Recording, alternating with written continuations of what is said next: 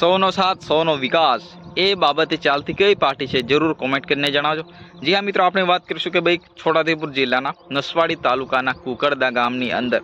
જે સરપંચ દ્વારા જે સ્થાનિક સરપંચ છે અંબાલાલ દ્વારા સરકારશ્રીના જે ગ્રાન્ટોમાંથી જે લાખો રૂપિયાના બજેટ એ આદિવાસી વિસ્તારમાં વાપરવામાં આવ્યા છે અને ક્યાંક ને ક્યાંક જે ખાસ કરીને આદિવાસી વિસ્તારમાં પાણીની સમસ્યાઓ વધારે છે। પાણીની સમસ્યાનું નિરાકરણ લાવવા માટે એમને હેડપંપની યોજના એ કુકરદા ગામની અંદર પોતાના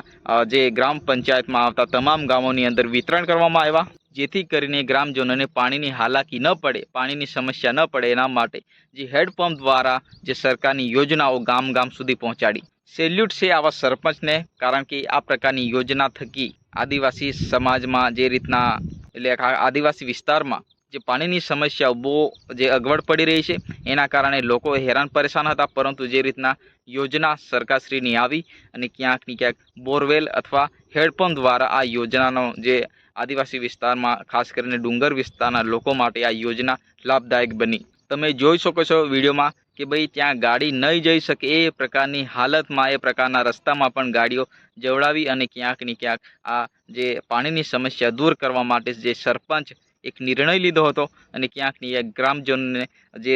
પડતી મુશ્કેલીઓનો એક નિરાકરણ લાવવા માટે આ કોશિશ એ કુકરદાના સરપંચ દ્વારા કરવામાં આવી રહી છે। ખરેખર મિત્રો, તમારા વિસ્તારના સરપંચ કેવા છે કોમેન્ટ કરીને જણાવજો, કારણ કે જે સરકારની ઘણી યોજનાઓ ઘરે ઘરે સુધી પહોંચે એ પ્રકારની આપવામાં આવે છે, પરંતુ કેટલાક નેતાઓ છે, આગેવાનો છે, અમુક સરપંચો આ ધ્યાને લેતા નથી। ખરેખર તમારે જે જાગૃત હોય એવા સરપંચને ચૂંટાઈ લાવો, જે સરકારની યોજનાઓ તમામ જે સુવિધાઓથી જાણે અને ગામડાના છેવાડા ઘર સુધી દરેક જે સુવિધાઓ જે પહોંચે એ પ્રકારની જે યોજના સરકારશ્રી દ્વારા આપવામાં આવે છે, પરંતુ જે રીતના અમુક સરપંચો અમુક વસ્તુ ધ્યાને રાખતા નથી। જ્યાં મિત્રો આ પ્રકારનો જે વિડીયો આપણને જોવા મળ્યો છે કે ભાઈ કુકરદા ગામની અંદર જે સરપંચ દ્વારા આ યોજના જે બહાર પાડવામાં આવી એ જે એમના છેવાડાના ગામ સુધી પહોંચવામાં